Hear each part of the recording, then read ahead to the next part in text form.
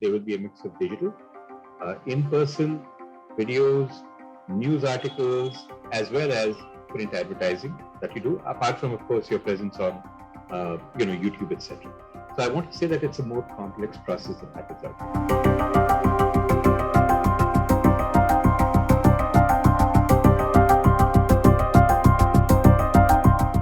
How you market products is very different if you're a large company and if you're a startup. So I'll kind of give you a little bit of to and fro on that.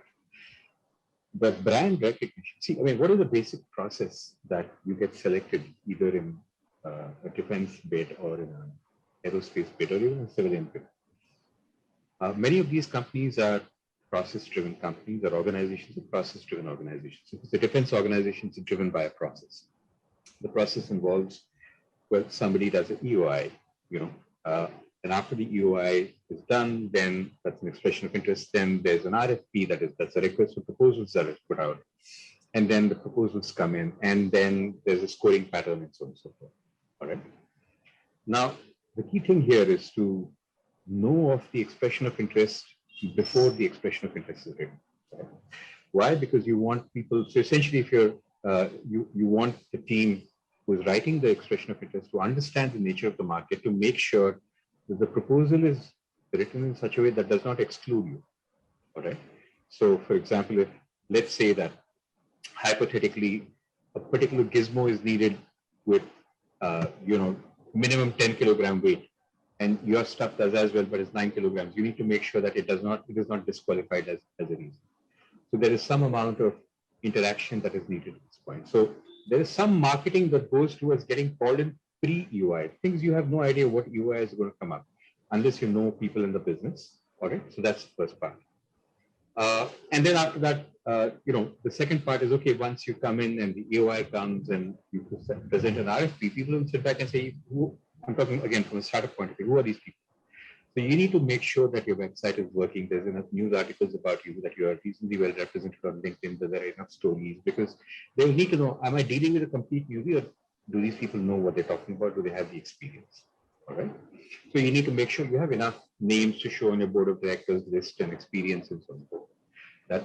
That digital presence is also advertising. In fact, more and more we're finding in at least our defense and aerospace companies that have invested in, we have no idea where the leads are coming from, but they're coming in and people are saying they found us on the internet. So we need to make sure that there's a concerted effort. This perhaps may not have been true in the past, but it's certainly true currently, where, for example, we've got some random leads from African countries. We have not even reached out to them, but they were searching for us and they found us. And that's how you get into the process. I'm not talking from an OEM point of view. I'm talking from a small business or a startup that actually has its own product. If you're a large business, it's a little different. You already have name recognition. Everybody knows you're a Boeing. Everybody knows you're a, Airbus. So everybody knows you're a Bofors. Everybody knows you're an XYZ. All right.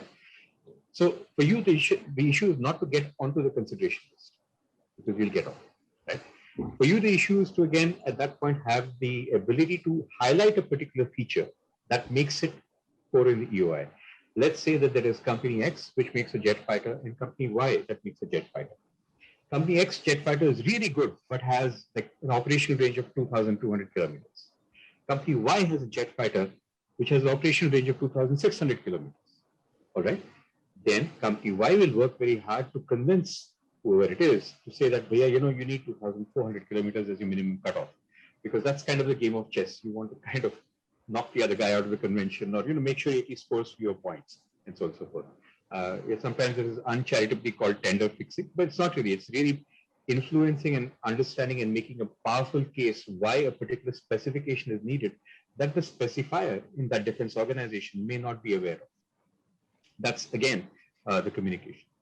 Now, once you've gone through that and etc., then typically what happens is, especially in a very large purchase. So you saw this, for example, when the Rafale deal was on, when Mirage, Dassault was out there. The Indian newspapers are full of ads.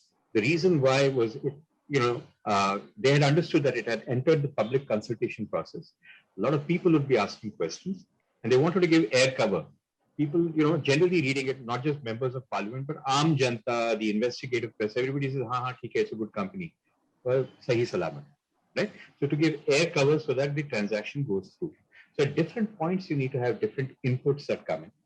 These, like I said, to repeat again, there will be a mix of digital, in-person, videos, news articles, as well as print advertising that you do, apart from, of course, your presence on, YouTube, etc. So I want to say that it's a more complex process that happens out here. Now, now there are other ways of getting into the consideration set if you're a small company. And this is really to go to trade fairs. So if you're selling space or aerospace goods, you'll make sure you get listed on a portal which is about aerospace goods, right? And a few of them, like Alibaba's of the aerospace goods. Similarly, you want to go to, if you're doing the space business, you want to go and be there at the IAC, which this year is in Dubai if COVID doesn't hold out, etc. Right? So you want to be at the right trade fairs. You want to make sure you're seen either in the National Pavilion or whatever, and you want to make sure that the people from various countries come to you. All right. For example, one of our companies got invited to DEF Expo in Lucknow. And it was a big boost because the Prime Minister of India visited the space, the Chief of Air Staff, the Chief of Army Staff, the Chief of Naval Staff. They all, came to the stall. And more than that, actually, the defense procurement guys, they were more interested in saying, oh, these guys have visited your stall. You've got photographs. Now, that's a good thing. So it's not like necessarily the Prime Minister may have said anything to anybody or the Chief of Air Staff may have said anything to anybody. It was not even an Air Force product. But the fact that you were seen in the company, again, scores brownie points. So each of these things, you may think that attending a trade fair is not very useful, but as it turns out, a photograph from the trade fair can be more powerful than all the contacts you made at the trade fair.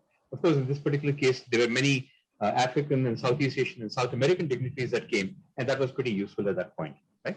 So there's no one cue out here. So, but broadly, I wanted to say you have to understand each channel, each funnel, understand what it takes in each of these points, and figure out what you do, and don't worry what the others are doing, right? So each of these channels, each of these markets has a different approach.